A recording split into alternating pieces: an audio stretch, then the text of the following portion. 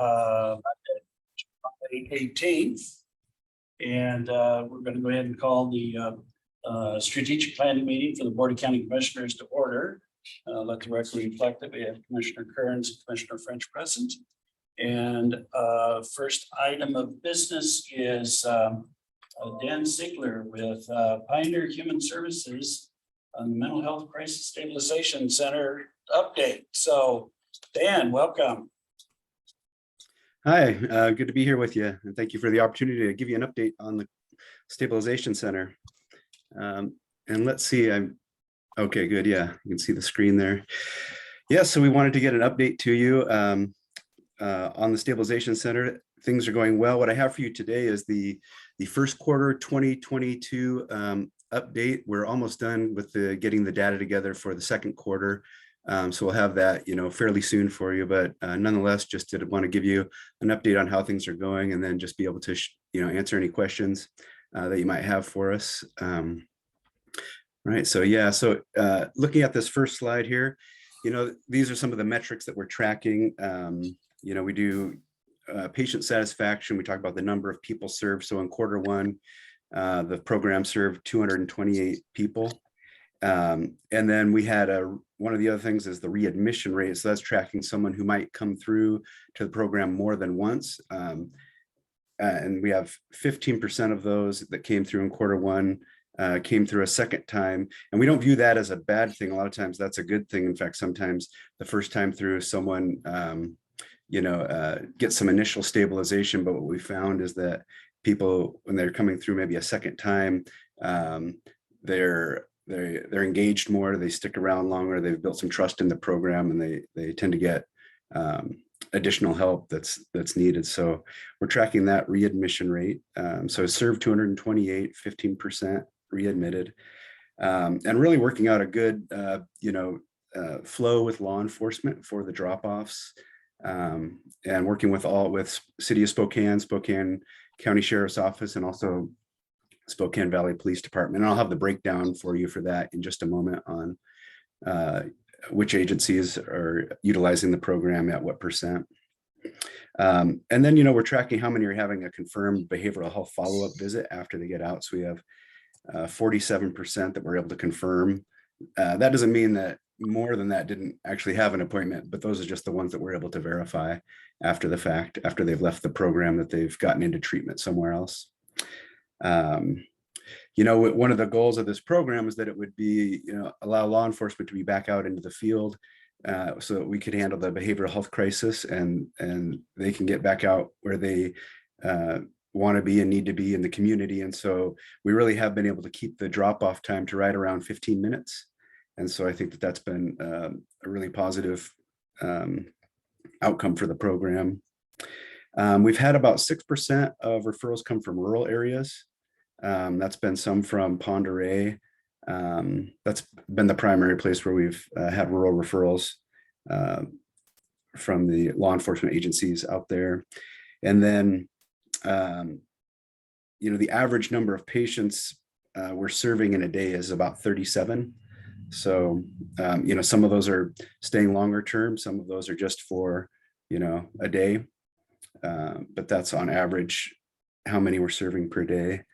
And then really there's a number too, about 23% that come to us where, they have a minor medical need that previously would have been something that probably would have gone to the ER.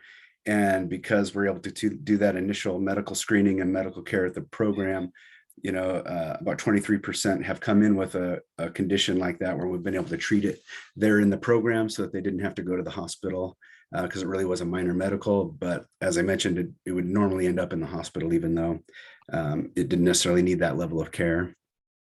And then we have had about 3.6%, about 9% referred to a higher level of care who came to us, but it really was beyond the scope of services of what we could offer at the program.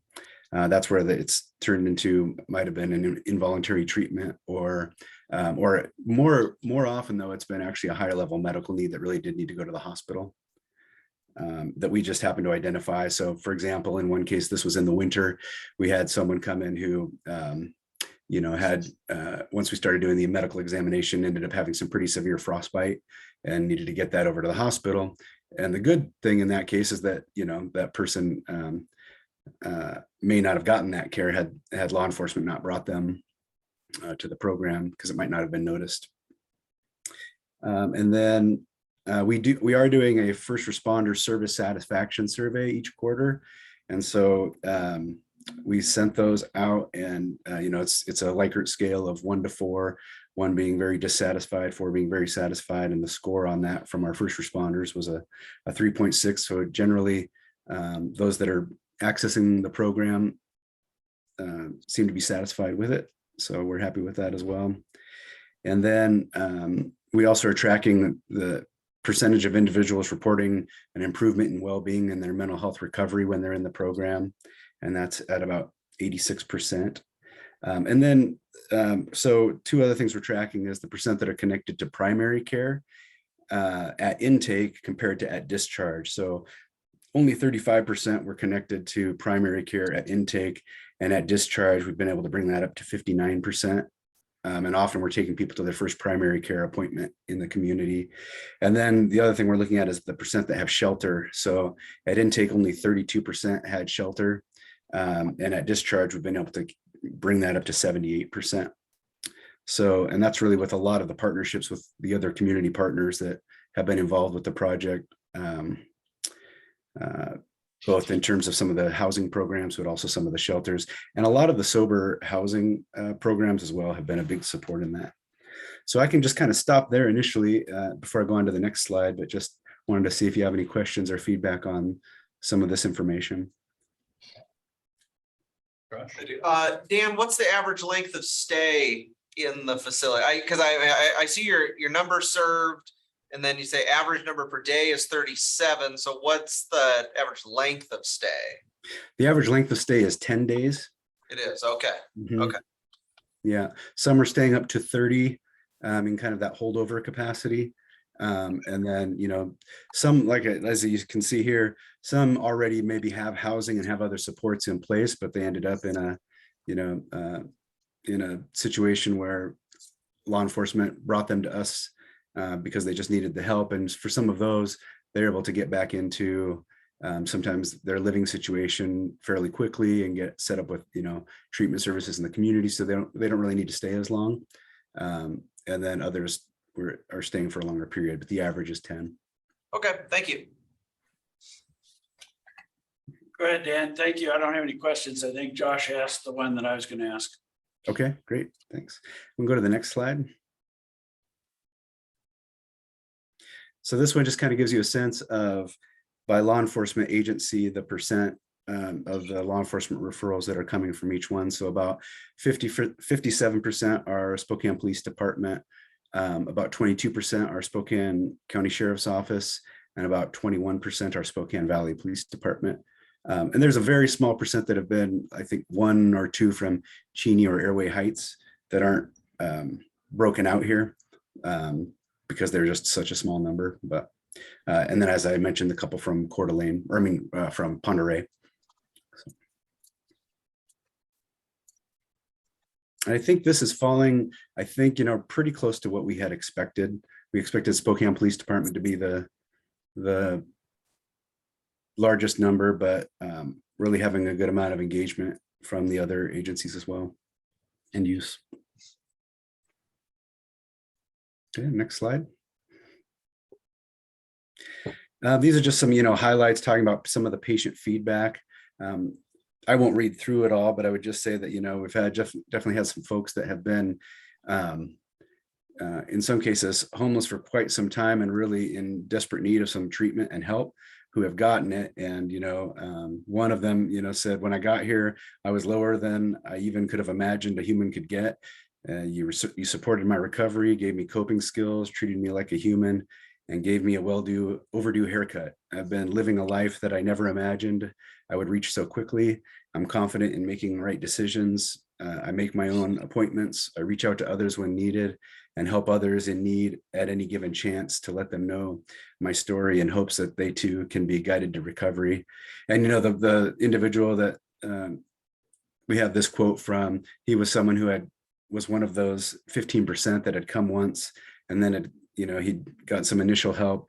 The next time he came, he stayed about 10 days. Then the last time he stayed for a full treatment program. And talking to the law enforcement folks who have interacted with this individual, they're just like, this is night and day, like where this person is at now compared to when we first brought him in.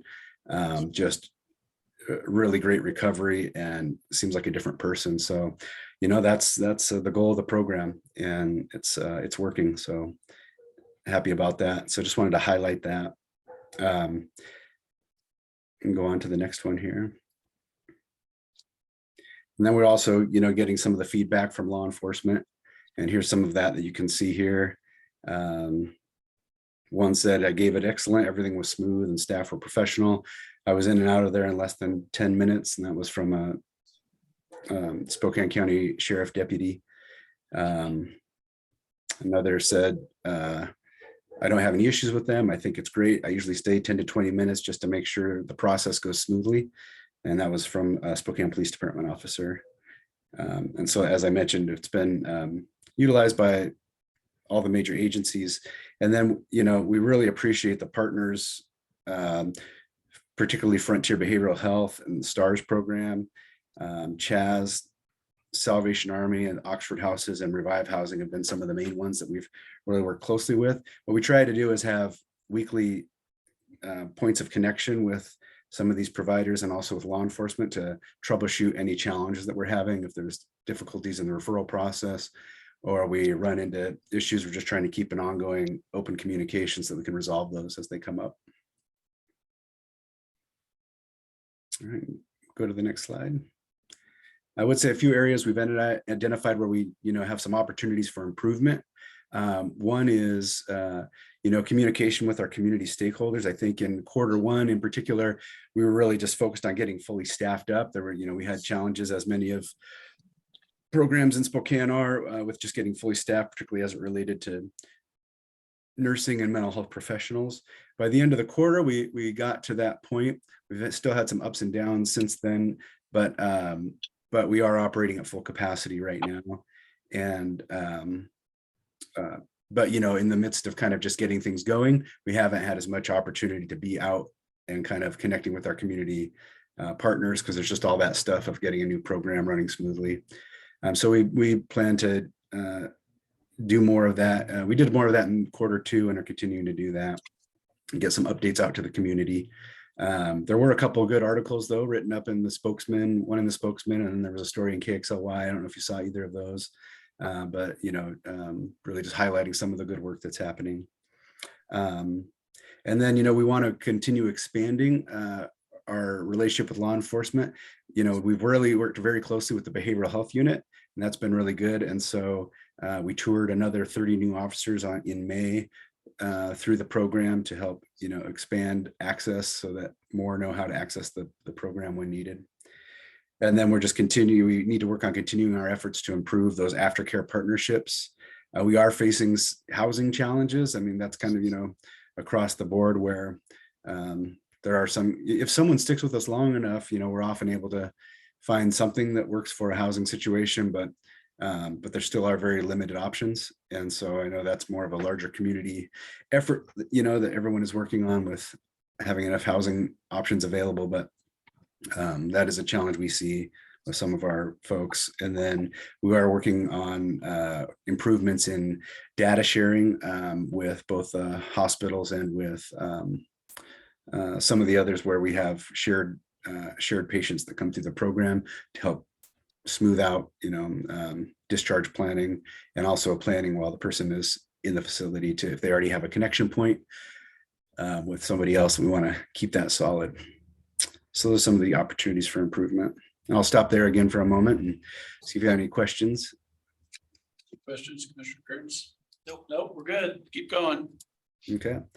I think that covers most of the highlights. I really just wanted to make sure that we got, I wanted to get an update in front of you so that you could get a sense of how things are going and where things are going strong and also where improvements are needed. I think I mentioned we're still working on the Q2 data. Preliminarily, I would say it looks very similar in terms of access by law enforcement, in terms of, which agencies are using it, how much. And then I would say that one other piece would be that we served about 223 in Q1. In Q2, it looks to be about 298 is the number that we served. So, increased quite a bit in the Q2 once we were up fully staffed and able to operate at full capacity.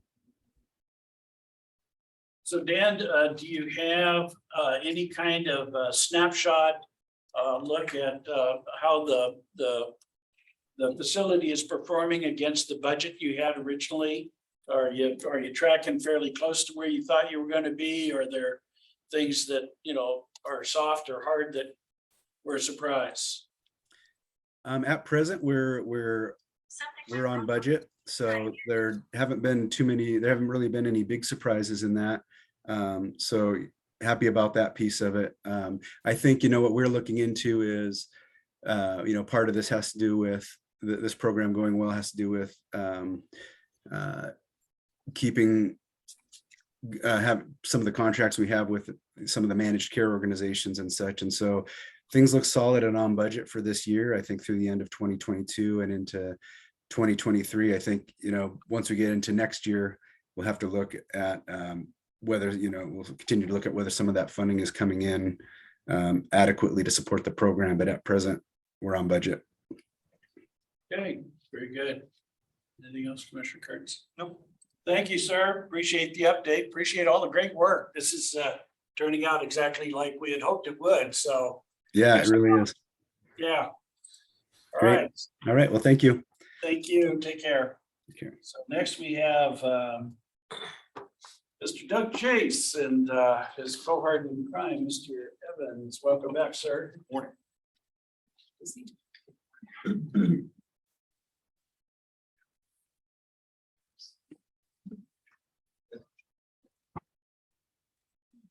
Morning.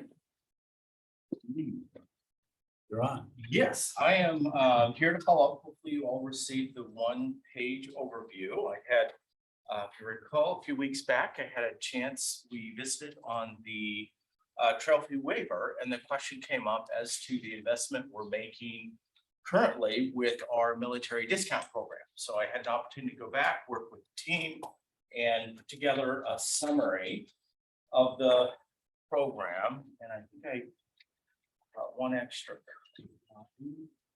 Or actually, I think I have two. Don't have it handy. I have this, Oh, yeah. is it different?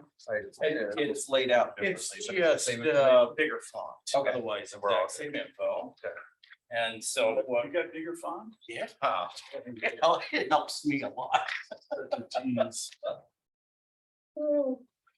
So as you can see, we actually just implemented our military discount program back in 2020. And that's where we have taken our discount card and reduced the cost of it significantly. In 2020, I think that was $50. In 2022, that went up to $45. The cost has remained at $10 for active duty and former retired military. And so that's a significant savings. And then the average discount on each round is about $9. And so when we take a look at the total benefit realized through the reduced cost of the discount card in combination with the number of rounds played, and in 2021, there were a total rounds played with the military discount card holders of 6,566 rounds. We sold 903 of the military discount cards, and there was a total investment just over 105,000 and calculating that benefit. In 2020 it was just over 81,000, and this year, as of the end of June, we were at just under 72,000. And so you can see it's very well utilized and appreciated by our military community, both active and retired. And it's been I think a great program, and it benefits all of those that are active or retired military. So the one thing you don't track here, and I can see how it might be a little bit of a challenge to track would be concessions or anything out of the pro shop or anything like that in terms of additional revenue by them being there at the golf. Yeah, we don't have a Don't way have a way to track that that. kind of a deal. Correct, Okay. correct. So your recommendation is stay the course then? Yes, Okay. we feel that's the most effective way to benefit everyone, and that it's really being taken advantage of and will appreciate it by all active and retired. I'm glad it's being utilized as much as it is. I think this is Yeah, great. I mean, the good news is it's being utilized and stuff, and so we will respond to the constituent and tell them that we're gonna stay the course and there won't be any additional changes or anything. Kat, do you have any thoughts on this Oh, topic? it's a sad topic for this morning. It is being utilized. That's a wonderful thing. I just heard from Chris Dorchis, my ops manager in vet service today. And he and one of his best friends who just retired out of the military spent the morning yesterday golfing, and he passed away in the night last night. So, Oh, I'm sorry. so it's still, it's good. It's special to know that they had that memory together. So it is being utilized and it means a lot to our service members. So appreciate it. So maintaining the course that we're currently on, you think is appropriate then? Thank you indeed. Okay, all right. Okay. Great, thank you very much. Thank you. Thank you. Sorry. Nice you let people like him sit at the table. You never know. Now get out of here. Yeah, that's what I'm here for. I know, it was easy. for me. Have a good one, man. See ya. All right. So, welcome, Mr. Chesley. And before we get started with your update, there was a question asked by Commissioner Kearns earlier, and then I also got asked the question on Thursday by Rod Higgins is, are we meeting on Wednesday for the steering committee of elected officials? Yes, 9 a.m. 9 a.m. And do we have a printed agenda yet for that meeting? Because I think, aren't we due to elect a new chair?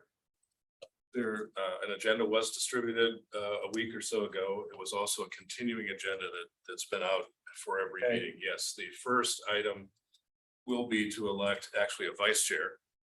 Because the current vice chair succeeds the chair as of this meeting. So Rod Higgins, who's the current vice chair, will become chair of the steering committee. And the committee will select a new vice chair from the group of small towns. Okay. They are next in the rotation. Okay, all right. Well, I ran into Rod at a meeting and stuff, and he said, so what's going on? And so I said, I asked Scott, find out. We did get it. We did get it last week, but yeah, no, I think I got one thing that said 10, and I got another that indicated it was at 1 PM, and now We saw that. 9. Yes, and 9 is when they have been planned all along and they just slipped through some other times. Okay. 9 a.m. Meetings. And it's a Zoom meeting. We're not meeting over at SGA. It is Zoom. We are, because of the Open Public Meetings Act, we will be Yeah. providing a place for public to participate if they choose to in our atrium conference room. Okay. Thank you, sir. But you might just, if you don't mind, shoot an email off to Rod, just let him know. I have a call who's- with him scheduled this afternoon. God bless you. You're just all right. Okay. All right, so the floor is yours, sir. Okay, thank you, commissioners. We have before you a relatively small item, but it has, we believe, significant importance. And this is something the Plan Commission did consider and act on this past week. So moving it forward, next slide, please. What you can see before you, the current zoning for our air compatibility and our air control zones is designed to minimize encroachment on the airport. Next slide, please. You can see here the basics, and each of those is numbered. They're sometimes called ACZs, sometimes they're simply called control surfaces, but they're numbered 1, 2, 3, and 5.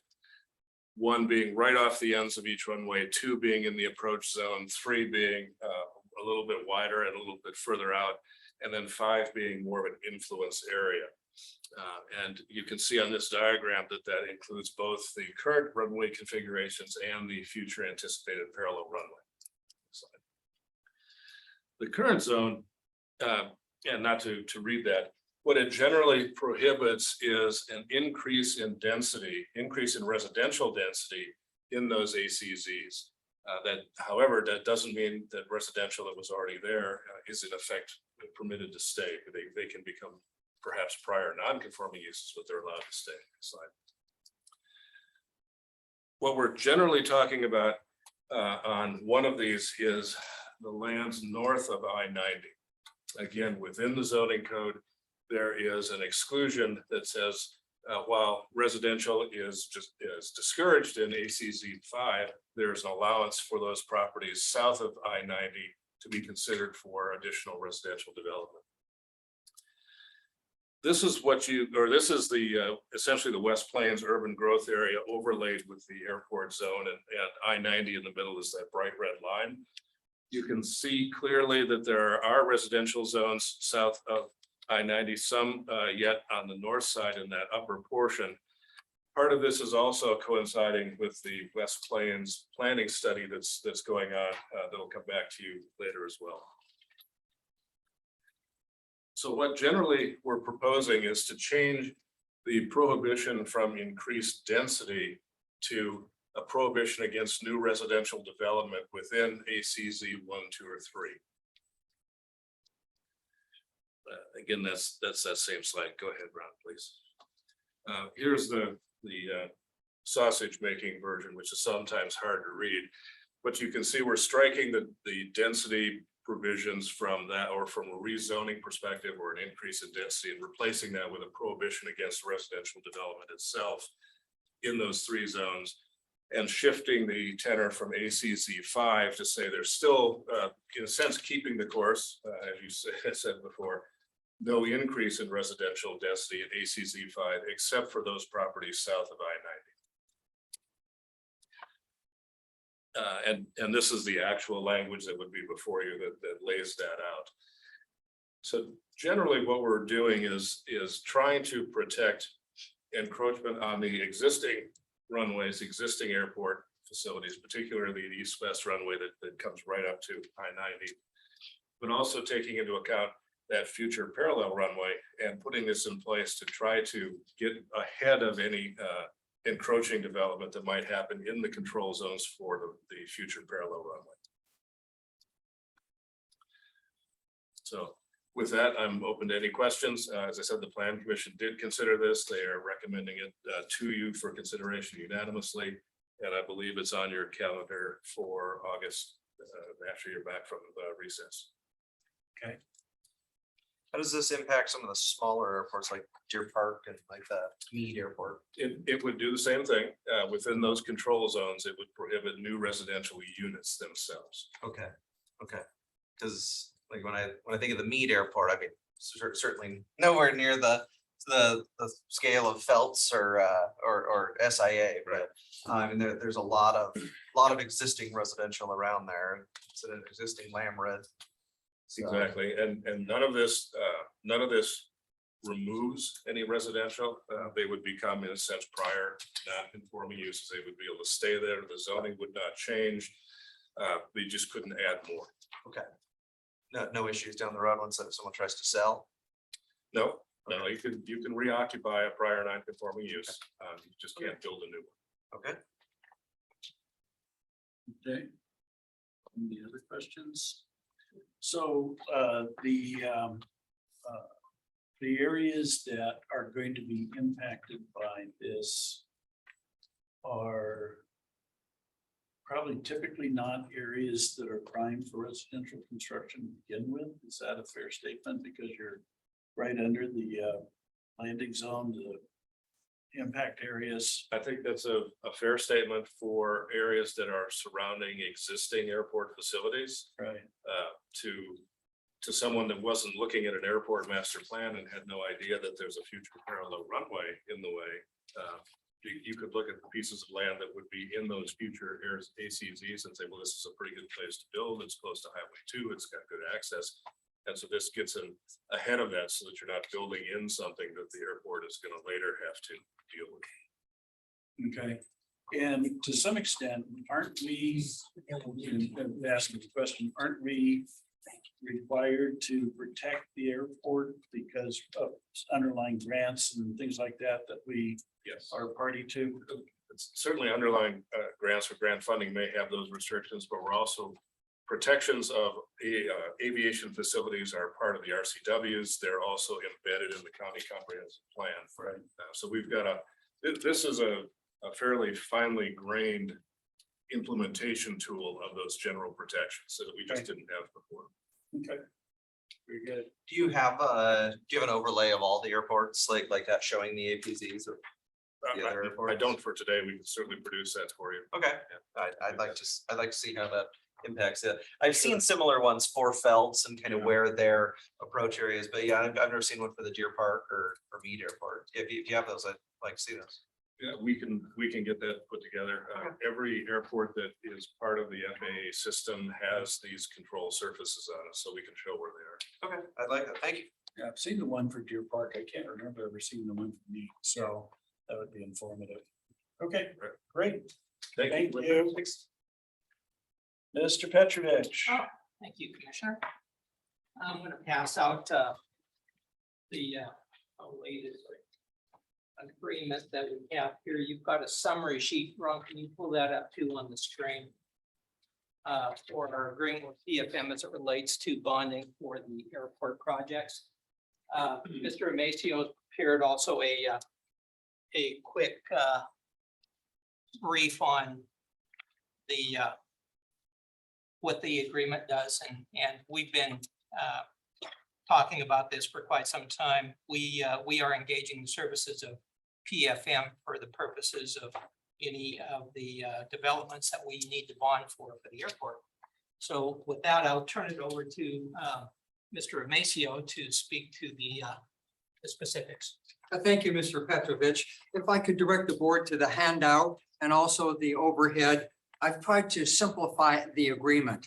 As the board is aware, we need very unique financial services in conjunction with the issuance of bonds for the Spokane International Airport project, commonly called TREX, T-R-E-X, which stands for the Terminal Renovation and Expansion Project.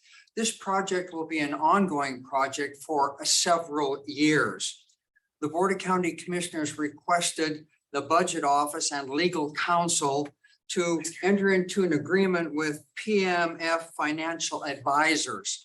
And the reason we've selected PMF Financial Advisors is they have unique expertise dealing with bond issuances in conjunction with airports. As you'll see on the overhead and the document which I provided you with a copy of, the scope of services which we are going to contract with PMF is twofold. One, services related to financing of debt service for the TREX project, and two, other non-transactional services which may be requested by the county. The term of the agreement will start as of the last day of execution and will run the initial term through December 31st, 2025, subject to renewal by both parties upon mutual agreement. The agreement is terminable by either party at either party's convenience on 30 days notice. Item number 4 on the overhead sets forth the fees which we will pay to PMF in conjunction with the TREX project. They get a certain amount per $1,000 of bond sales in the event that the bond sales actually occurs with a minimum amount. Number 2, for other non-transactional services not related to TREX, they get paid on an hourly basis, which is set forth in the agreement. I want you to know that the agreement has not only been reviewed by the county, the budget office and legal counsel, but also by PMF. And we took the liberty of having SIA review it, in as much as, of course, their Trek project is the purpose which we are entering into this agreement. If the agreement is acceptable to the board, Mr. Petrovich and I would request that it be placed on the next regular agenda as a consent item. Does the board have any questions that I could answer? Commissioner Kearns? No? So this agreement does not interfere with the airport's ability to also hire financial advisors independently of this, right? Correct. Okay, terrific. So unless, does the board have direction, or I will place this on the next regular consent agenda item unless the board has direction to the contrary. No, I think we're good.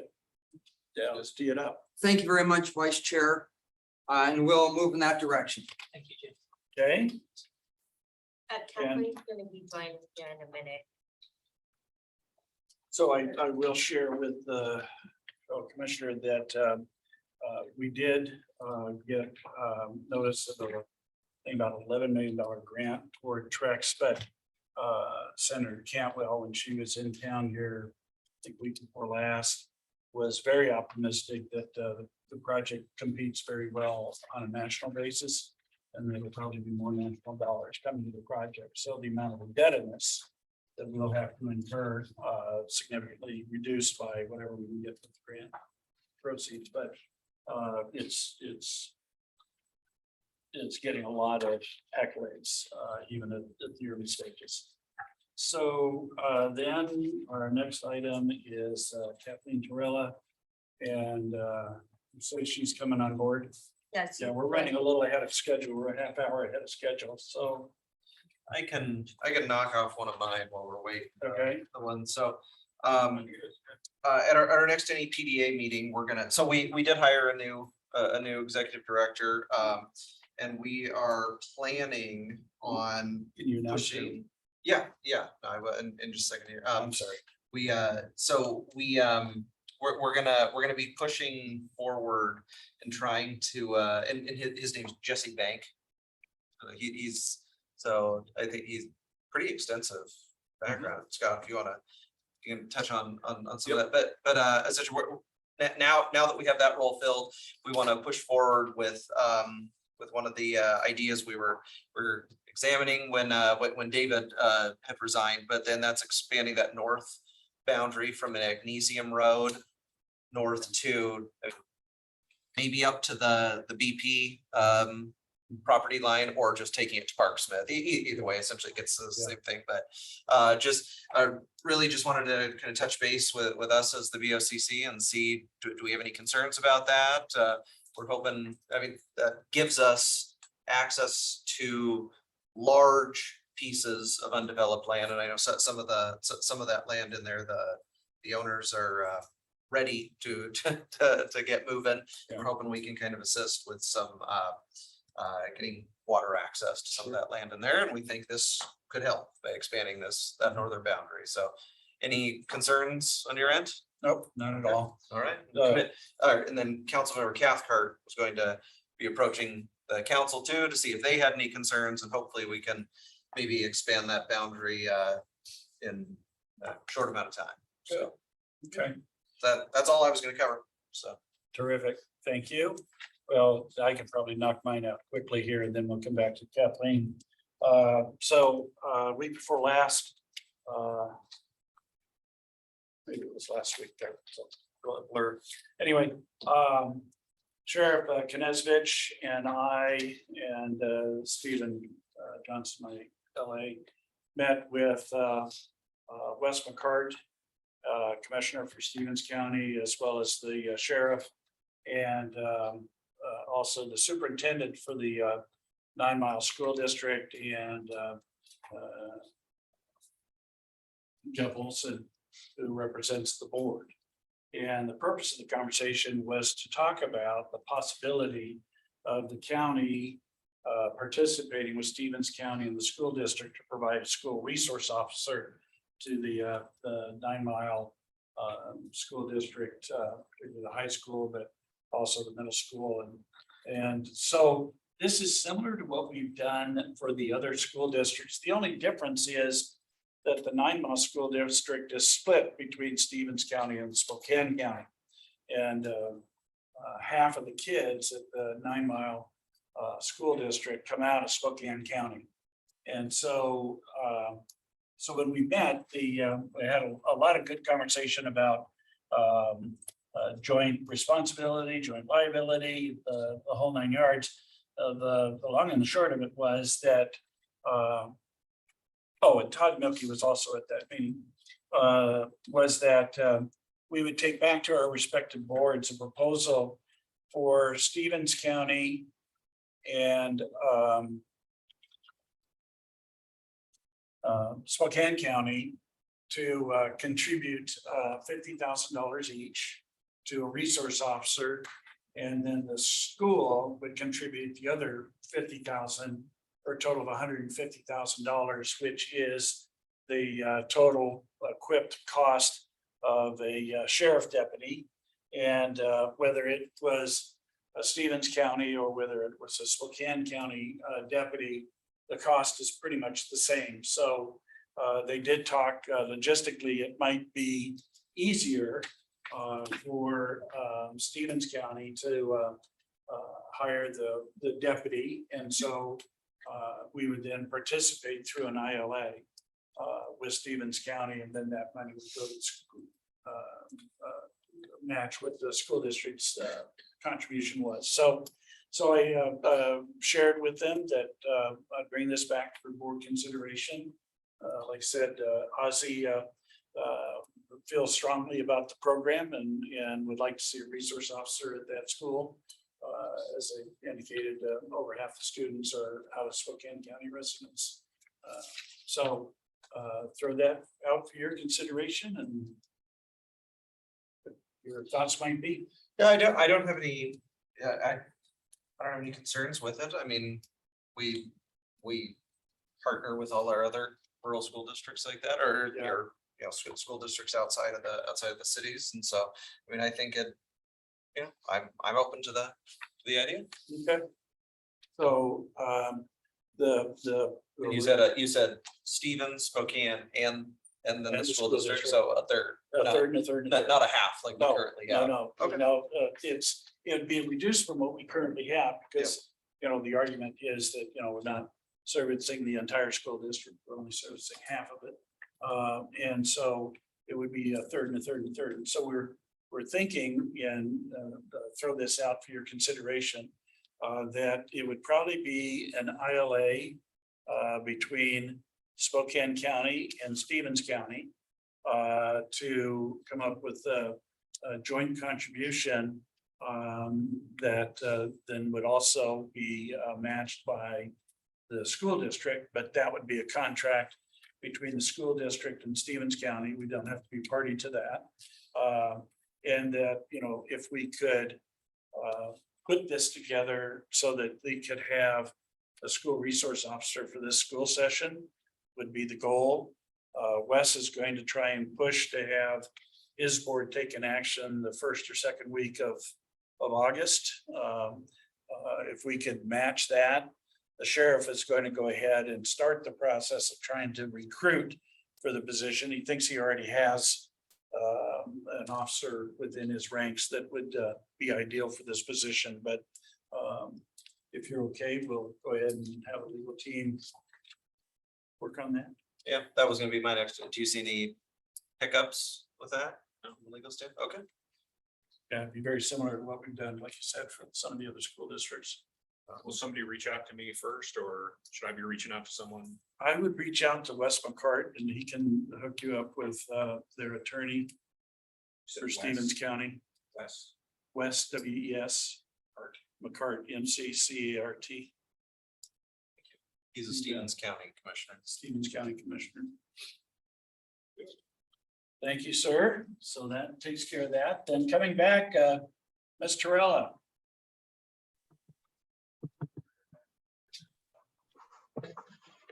Thank you, commissioners. We are going to do a couple briefings this morning. I will start with the Consolidated Homeless Grant, which I think you have a BOCC memo for that, as well as several attachments that I'll reference. And then I'll turn the time over to Christy Jeffers from our team to give you an update on the 2022 Annual Action Plan. So for the Consolidated Homeless Grant, just as a reminder on the background, what we're requesting is your approval to have us directly administer it versus having City of Spokane involved in this program, and that you approve the contracts with the subrecipients to continue the services and not have any interruption to the clients being served by this program. So the background on it is in July of 2019. The board approved our subcontracting this program to the City of Spokane because we felt like it might be have better outcomes, but that it was only a 2-year pilot to try that. And then last year on June 14th, the board had a presentation from the City of Spokane, and after reviewing and contemplating that, the board asked us to do a renewal for 1 year that would end that pilot that we had were going forward with at that point, but that you directed me to let that interlocal agreement expire on its own at the end of the year, and plan to bring the Consolidated Homeless Grant back to just be administered directly by us with the subrecipients. And so that is what brings us forward to today. Earlier this year, we hired another community development specialist with homelessness expertise so that we could bring that back in. And on June 14th of this year, with execution on June 28th, the Board of County Commissioners approved the new Department of Commerce contract with Spokane County. And that is from July 1st, 2022 to June 30th, 2023. And it's in the amount of 1.2 million, almost 1.3 million. And that is attachment 4. So I provided you with the 3 interlocal agreements that were associated with the City of Spokane, and then the Department of Commerce contract that you've approved, which is attachment 4. Then associated with the contract being signed by the Department of Commerce, we prepared contracts with the 3 subrecipients, and we did this without an RFP. And the reason why we did that is because we wanted to have, again, the services continue without interruption. The 3 subrecipients are the same subrecipients that we had prior to the interlocal agreements with City of Spokane. So the same organizations providing very niche requirements for what we need to do with the Consolidated Homeless Grant. So you have the resolution and the Exhibit A, as well as in the BOCC memo that outlines the 3 providers and what they are doing in the amounts. And so they include Catholic Charities, SNAP, and the YWCA. And Catholic Charities will do rapid rehousing for families, SNAP rapid rehousing for single individuals, and YWCA is shelter and operation maintenance specific to domestic violence individuals and dealing with domestic violence. And just to keep in mind, the rapid rehousing is more than just rental assistance. It also includes all the case management services to support those individuals to be able to retain their housing once it is secured for them through that process. And so you can see the breakdown of Catholic Charities will receive $267,040, SNAP $328,072, YWCA $415,215, for a total of a little over $1 million. The difference of $278,973 will be used by our division, our Housing Community Development Division, for administrative costs. So we again are asking for your approval for the 3 contracts associated with these subrecipients so that we can continue the Consolidated Homeless Program without interruption. And if you approve these contracts, then we would ask, if possible, if you could approve it as a by leave item on tomorrow's consent agenda. I'll turn it over to you for any questions you might have for me. Any questions or concerns? Nope, looks like we're good. So can somebody draft up a by leave for us? Okay, Terrific. All right, next item. Thank you. So Chris, I'll turn it over to Christy Jeffers. Good morning. Thank you, Kathleen. Good morning, commissioners. Morning. What you have before you today is still our draft 2022 annual action plan for Spokane County. We still have not received our formal notice from HUD, which is what we really need to give you a final draft. The projects and activities funded in this plan are Cheney Outreach for $29,231, Medical Lake Outreach for $34,915, New Hope Resource Center for $19,715, Spokane Valley Partner Emergency Services for $23,560. Those activities are all considered emergency services. They will also fund the greenhouse for $36,001, Salvation Army Food Bank for $17,881, and Spokane Valley Partners Food Bank for $41,000. These funds will also go towards Greater Spokane County Meals on Wheels for senior services, nutrition for $59,915, SNAP Essential Housing Repair for $171,772, SNAP Micro Enterprise Assistance for $106. We have 4 infrastructure public facilities projects funded with this plan. The City of Deer Park Water System for $350,000.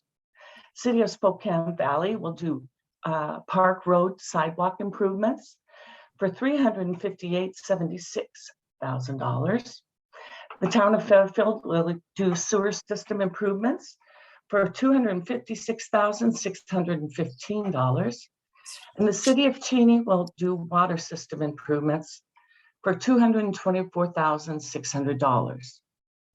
Also included in the public comment period that we had prior to the Housing and Community Development Advisory Committee's recommendation on this plan. That comment period was from February 2nd to March 3rd, 2022. We also announced our amendments to prior year plans. Those amendments were amendments to the 2019 annual action plan for 2 allocations of CDBG COVID dollars. The first being what we call CV1 for $970,000, $961,000.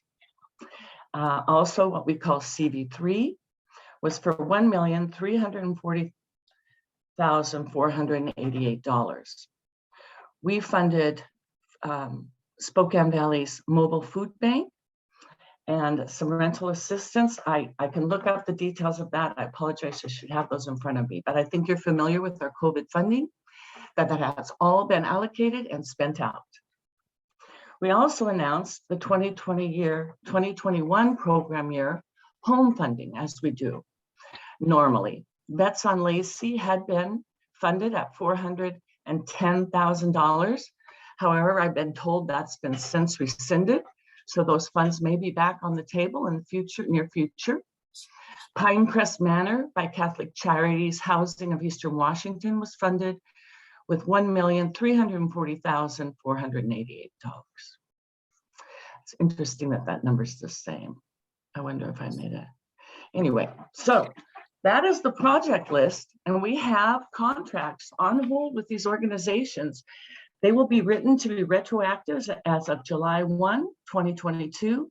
Again, without our HUD allocation from HUD, we cannot really fill out the expected resources of the annual action plan, nor can we provide you with the required SF 424s that put all the numbers in line for you to see how that all lays out with the prior funds from prior years added to this allocation, what the total is, and whether these amounts will continue to remain the same.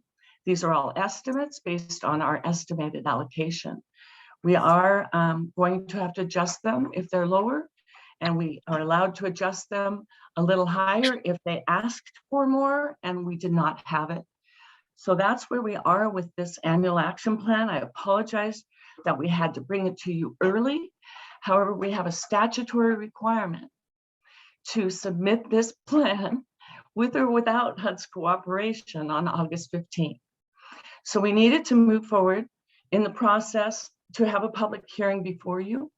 We remain hopeful that HUD's going to send us that letter any minute now. We can plug in the appropriate amounts, provide the SF 424 certifications, and an updated final draft for your consideration at the public hearing. I hope that was clear. Yeah, so do we have to go ahead and schedule the notice of public hearing for this then? Not right now. Yeah. I believe that's where we are, sir. And so we are briefing you with the hopes that when we get to the hearing, all these will be updated documents and an updated project list that will both, and all the numbers will match. And the notice of public hearing is on your agenda for tomorrow. Right. Oh, thank you, Kathleen. And can you provide a little bit more information with regard to the vets on Lacey, Spokane Housing? Why did they rescind that money? Is there something unique about the program or something else that caused them to rescind their request? I'll ask Mr. Crowley to answer that. Good morning, Commissioners. Tim Crowley, Housing and Community Development. The Vets on Lacey project is a joint project typically that was funded by the city of Spokane as well as Spokane County. We ran into an issue with the actual applicant. The actual applicant turned out not to be the owner, developer, or sponsor of the project. Home has a particular requirement for community housing development organizations, and we viewed that project to fit that requirement. So without an eligible applicant, we could not fund that project. We will put those dollars out again, and hopefully we will get an eligible applicant applying for community housing development organization funds. Those funds are statutorily set aside at 15% of each year's annual allocation. And the conditions are quite strict. So it was unfortunate, but we had to give the applicants, Spokane Housing Ventures and Catholic Charities, time to work out these details. It appears that Catholic Charities absorbed some of the assets of the other organization, so they need to legally work out exactly what that arrangement looks like and be able to explain it to us before we move forward with, funding a CHODO. Okay, thank you, Tim. You bet. Anything else? Thank you. Anything else for the board? I was gonna add, so under the public service category, there's a lot of emergency services. Are most of those very similar? Do they differ? Mostly, I mean, these are all in different parts of the county. Are the services similar? Do they have differences? Or what can you tell us about? Yes, sir. In the scope of work, we really do try to flesh out the similarities and differences. These are our community centers out there, as you notice, in the north, south, east, and west. And so we count on them to help the low mod populations in their area stay housed and be successful.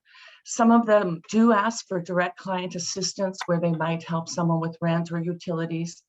Most of them ask for salaries and benefits because community development block grant is one of the few funding streams where we can assist paying staff at these small community centers. They're often part-time and have volunteers under them to help them administer these programs. You may have noticed that the greenhouse went from what we call emergency services to food bank. That is just a fine line for HUD that we need them to know, and we understand what's happening. The difference between emergency services, for example, at New Hope is they will have to do direct, they will have to give us proof of that client's eligibility to be a CDBG beneficiary. And they will do that with backup documentation, such as their address, their proof of income, the proof of the size of their family, Social Security, that kind of thing. And our agencies keep that under a double lock and key to protect their privacy, but also to show us to prove that these folks were eligible for CDBG funds. And if they do help with rent, utilities, they're limited to 3 consecutive months. There's not enough money to really help these folks stay housed as some of the other funding that we have. So yes, they are similar, but mostly they do like gas vouchers. They have clothing banks. There's a food bank in the other area.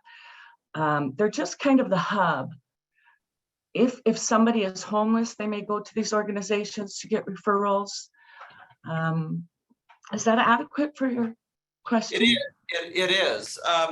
I would hope, I mean, with as comparatively how small these dollar amounts are, that rather than folks using these dollars to go to rental assistance, they would be directing them to SNAP, because I believe SNAP still has a great deal of money through the To the city. yeah, the emergency rental Yeah. assistance. Yeah. program. So I And would they- hope people are referring them that and not using these smaller, more scarce dollars for the actual rental assistance. I would We hope they're completely agree. Yes, indeed. And Good. that is the process. However, during COVID, their budgets have grown and they have gotten other line items where they are providing this service. But again, if they provide it and we're paying their salary, they need to document the beneficiary. They can still serve anyone they deem that they want to serve, but to count them as a beneficiary for our funding, they need to do those specific things. So I can't even think of who actually has direct client rental assistance right off my mind that would have used this funding. Thank you. Thank you. I think that unless there's anything else for the board. Looks like we're- Excuse me, I'll just tell you our plan. Because we have to submit this on August 15th, we will be doing that with your knowledge, maybe without your blessing, because we may not have everything in order, but we will meet that statutory deadline. They will reject the plan, and then we will proceed. Very good. Thank you, ladies. Thanks, Tim. Thank you, commissioners. Okay. Thank you. Next up in the batting box, Mr. Morris. And Arian's going to be joining. She's going to be presenting the annual plan that is due at the end of this month. And so just while she comes up, a couple of quick things. Due to some scheduling conflicts, we didn't get the water storage category, which closed last Wednesday, scored at the staff level yet. We're going to do that this afternoon. So tomorrow we can give you a really quick update at the 2 o'clock meeting on the outcomes of the water storage. The broadband outcomes are in place. And then after you guys hear about them tomorrow, they will be up for action, your first meeting in August. So with that, Arian's going to go over this. Our first annual report, which is a requirement of all jurisdictions greater than 250,000 population. Is there a difference, Arian? Did I just get 2 We copies? just got 2 copies. Okay. No, that's fine. I just didn't want to read the same report twice. And those are the very early draft. We're still looking at typos and making some changes, but I wanted you guys to see it since this is your last meeting before it's submitted. Good morning, commissioners. Thank you for the opportunity to share this with you. Jeff gave a great overview. So the the US Treasury does do a template. And so we downloaded the template and all of the components are based on that. As we go through today, we'll give you the highlights. I would like to request, if possible, if you have any comments, feel free to write them up and ship them to Jeff or I. We'll include those by Friday, as next week we want to be ahead of the curve for both this annual report, and then we have a second support, which is a report, which is a quarterly, also due in July. So after the table of contents, our general overview and executive summary is just surmising for those that may not be aware of Spokane. This is on page 4. All things Spokane, where we sit in the pecking order between Seattle and Idaho, and our approach in ARP allocations. Once again, we wanted to make sure that those reading this understand that our viewpoint is to ensure that we have a very robust understanding of our public's needs and desires. This figure here is basically just a visual of how we received our tranches. We're verifying that they were actually to the penny equal amounts. So the treasurer or the auditor's office, those are the 2 items in yellow. The blue are some key things that we feel differentiate us as far as our approach from the Council of Governments to the online idea repository to our application portal. In gray is our first funding allocation that you did in March that we're continuing to plow through. And then the dark blue are our major award actions. So from the Treasury standpoint, allocation and award are 2 different components, and we wanted to make sure they understood that. Moving over to the use of funds, this is once again how not only we're using our ARP funds, but how we are deliberately leveraging that for higher yields based on other funds available. And this is really, once again, over the last year, fiscal year between July to June, how we have taken what we've received and really done above and beyond that 40+ million in other areas. So once again, the ERAP, TRAP, home assistance loans, how we've used mental health sales tax for asks that originally came into ARP, our consideration of the formulaic dollars from HUD with the ARP home, HHAA fees, the commerce funding for the Ukrainian resettlement, curb board for feasibility studies, particularly related to broadband, our right-of-way consideration for emergency funding, how we are continuing to be the ongoing fiscal agent for FEMA COVID mitigations, Public Works Loan Board, Drinking Water Board, Special Service contributions, as well as a number of our asks have matches in the private sector and foundation funding. The pie chart is once again a visual for those that understand as a whole how we've allocated by eligible category our dollars to date. The next page is again that same allocation pie chart in the headers by color, but drill down a little bit further into those subcategories, leveraging then how we are approaching this through CLA. We have our medical response, the 2 categories that you have reviewed and will be reviewing in the next couple of weeks. What we have allocated to the long-term housing and the economic disparities are pretty robust investments into infrastructure for water and sewer, as well as broadband placeholders, and then our revenue loss and administration approach. The little yellow highlight down there is just a resolution I need to get from Gina based on what occurred last week. The next 2 areas are, once again, federal treasury requirements, how we are promoting equitable outcomes. Our approach to date has really focused on the 2 niches of broadband access and digital equity and negative economic impacts. And we really highlighted that on what we're doing in the broadband arena, particularly related to our action team and leveraging both rural options for upcoming grants, as well as leveraging what's out there for digital equity, not only for rural folks, but urban folks. The negative economic impacts is our second priority, is really addressed through the investment that was done through Innovia and Launch Northwest for addressing economic disparities. We know that these are then going to be the baselines that we'll be reviewing in ongoing annual reports as they are required.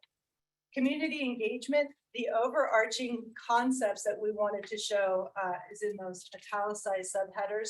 Regional collaboration. The county is not doing this as an island of isolation, but realizes that they are really the primary leverage points for all of the other jurisdictions in the greater Spokane County geography. Secondly, I think that it was important that the federal government knows that you're seeking to award firms that have the ability to do the robust reporting requirements of ARP and also serve as umbrella entities so that we can get funds out to those that may not have that ability to do that, but still need funding. And so I think that that's something that is unique and really powerful to make sure that we do meet that resiliency end of what ARP is all about. Last, yes, sir. I know that you're still going through this and fine tuning it for final submission and Yes, stuff. sir. But I see a word here I'm not familiar with and stuff, and so Oh. maybe, That's it. okay, Got it. never mind. Orange box, second logo. All right, yes. I wasn't sure what that was. I was All of my thinking. proofers. It's circled here. I got it. And Okay. council sessions, got it, sir. Thank you. That's Yep. why you have 5 people read it for you. Yeah. We wanted to make sure we did recognize the tribal, BIPOC, and in particular, refugee resettlement communities were highlighted, and that not everybody has access to the internet. And so all of these different aspects provide in-person, digital, and print forms of input from our community to make sure that you are well versed in what the needs are out there. Our performance management and report, we are illuminating to the feds our desire to come under contract with CLA for that application portal, not only so that it's a standalone repository, but also that we are leveraging an independent firm to make sure we're ongoing compliant with the US Treasury, both backwards and forwards. And they've made 3, Jeff? Is it 3 updates to the final report since it was first released? Yeah, 3 to the final. Yep, so that is just a quagmire, to say the least, to have all of those updates going while the train's going down the road. So we wanted to make sure those were both highlighted as how we are ensuring our management report. And then the last component is our project inventory. And again, this is what we've done to date, either awarded, and we did include the ones that you did just last week because it was just an odd sequence of BOCC recesses that didn't have this happen in July, but we did feel it was important. All of the awards that we have made or were made in July. So the medical examiner, as you know, received awards for 2 efforts for the cold case research and DNA rapid testing. These are under, once again, colors according to that pie chart. So medical expenses, as well as the Spokane Valley Fire Department, risk management, current state pool reimbursements. Then the next category on assistance to households for Innovia, lots and lots of requirements for that one. And infrastructure will be our water and sewer allocations, starting with West Terrace, Whitworth Water District, Trentwood Irrigation, Urban, and then Spokane Parks and Recreation inside the conservation, as well as Newman Lake for conservation, the Spokane Water District for conservation, City of Fairfield for water sewer other, Irving again for water sewer other, Clear Lake for water sewer other, and Orchard Irrigation for a water sewer other. We have not completed the consent approval for broadband other or water storage, so those will be held off to next year's report. So those are the components. If there's any comments, questions, hopefully this meets the intent of how you want Spokane County to be viewed in an annual summary to the feds. That's great. Yeah, no, nice work. Very well done. All right. Nice work. A little more robust than last year's report. It's been a busy year. I do want to say, not only Jeff, but the grant staff, the budget office and the auditor's office, we would have not done this if it wasn't for the team effort. So I want to make sure that those call outs. So, all right. Go team, go. Okay, back to you, Jeff. Thank you. Other than that, starting in early August, you'll see us coming around again to start putting together the next funding 2 categories. And then once the commissioners make the decision on which categories to fund, we will continue working on getting out another round of RFPs. We still have the nonprofit and the housing affordability, affordable housing categories to put out RFPs on from the previous round. And we, Scott brought some good information back from community frameworks on some stuff, Commissioner French, you're interested in. Yep. So we'll start keying those up in August and keep moving forward. Terrific. So, is now an appropriate time to get kind of a brief update about the meeting last week with regard to the right-of-way grant, or should we defer that until a later meeting? I don't know what the timetable is or when we've got to take action and what action we're going to take and what the latest plan is, because I know it's evolving. So We could certainly share some. It's evolving, as you said, and we've had some meetings on Friday internally on some other different idea generation. Might be better for tomorrow. okay. So that we have a better idea of what some of those things Going might on. be. Okay, very good. So anything else, Jeff? For us? For deferring that to tomorrow, that's about Okay. it. It was here, the recommended firms from the broadband other, where they're, We're gonna tee them up together tomorrow. okay, I know you said you hadn't done the water storage. I wasn't sure about the broadband. Yeah, so broadband is done. Okay. From the staff perspective. And then we'll finish up the water storage this afternoon and do them both tomorrow. That's good. And that'll just be the verbal briefing, and then you'll see the actual action item to vote on first meeting in August. And just to tee off on that, we have been keeping a close eye on what's going on with the state broadband office, and that notice of funding has yet to drop. So we are continuing to prepare to do our curve study report. You should have a draft of that report, that August 8th meeting, so you can see some pretty phenomenal results. But once again, we're just kind of keeping our eye out for when that additional large pot of funding will be available from the state, so we can actually start building out what we would like to in our study. So a little bit, and then just so you know, there is a kind of second parallel of spinning up in the feds for BEAD funding, and that's broadband equity Access and. something. That was a great acronym. That one, in comparison to the state broadband office, has a lot more, I would say, eligibility for the private sector to leverage directly. So it's going to be interesting to see as we apply for the state broadband funding that still has open access for public ownership as preferred method, how and if the private sector chooses either to engage or defer, knowing that this other funding is 6 to 9 months out, that's really more private sector focus. So a lot of things in motion that we're just kind of watching, because there is a lot of one-time funding that's going to be important for our folks in the community. The state now, they're saying September. So you remember us talking about mid-June and then mid-July. That's the same thing. Now it's just September. And that's not set in stone yet either, of course. Okay. Very good. Anything else, Josh? Nope. Okay, so we are now tracking an hour ahead of where our agenda is. Our next meeting was supposed to be with Mr. Volts at 11:25. Are they available, or should we try and deal with miscellaneous? And do we have any executive session items for consideration? I've got one. Not until tomorrow for some other ones. Okay. Do you have anything? And Mary had mentioned she was gonna come back for the conversation with Mr. Volts. Okay, So I'm not- that's terrific. She'll be joining in about 20 minutes. Okay. I'll let my phone. Have you been able to meet, or have you been able to reach Mike? Yes. Okay.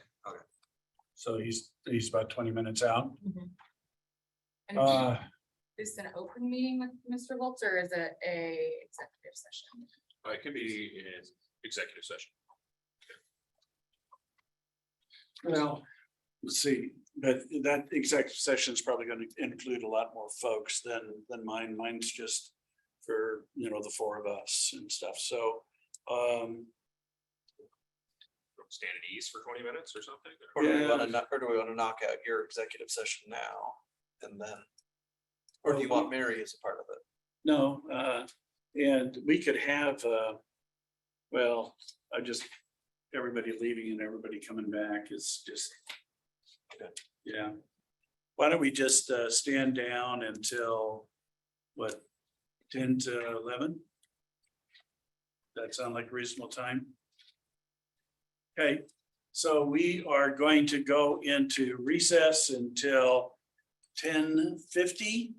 Where we will reconvene to continue our agenda. Thanks, everybody.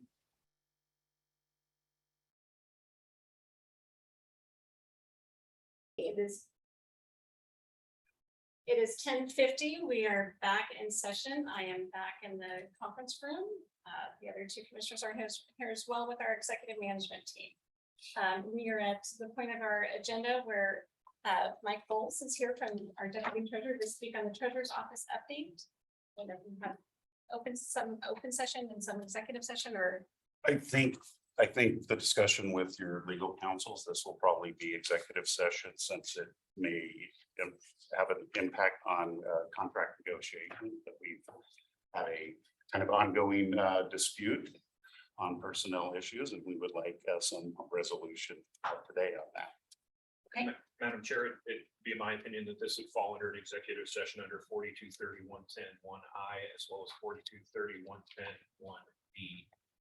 My understanding is the request is for 15 minutes without any action anticipated. okay. So we will go into executive session for 15 minutes.